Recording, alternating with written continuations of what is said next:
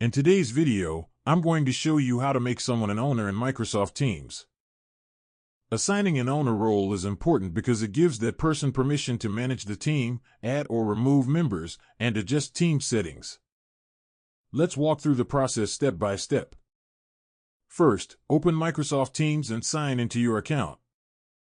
Once you're logged in, you'll be taken to the main Teams or Community dashboard where all your teams and channels are listed. Next, locate the community where you want to assign a new owner.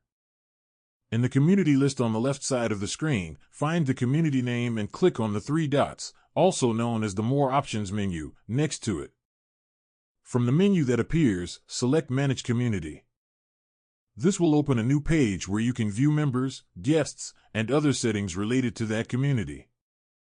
By default, you'll land on the Members tab. Here, you'll see a list of everyone who belongs to the community, along with their current roles. Find the person you want to promote to owner. Once you've located their name, look to the role column next to it. Click the drop-down menu that currently says Member and change it to Owner. As soon as you do this, the change is saved automatically. And that's it. The person is now an owner of the team and will have the ability to manage community settings and members alongside you. Keep in mind that only existing owners can assign or change roles. It's also a good idea to have more than one owner on a team, just in case someone is unavailable. If you found this video helpful, leave a comment, hit like, subscribe to the channel, and don't forget to turn on the notification bell.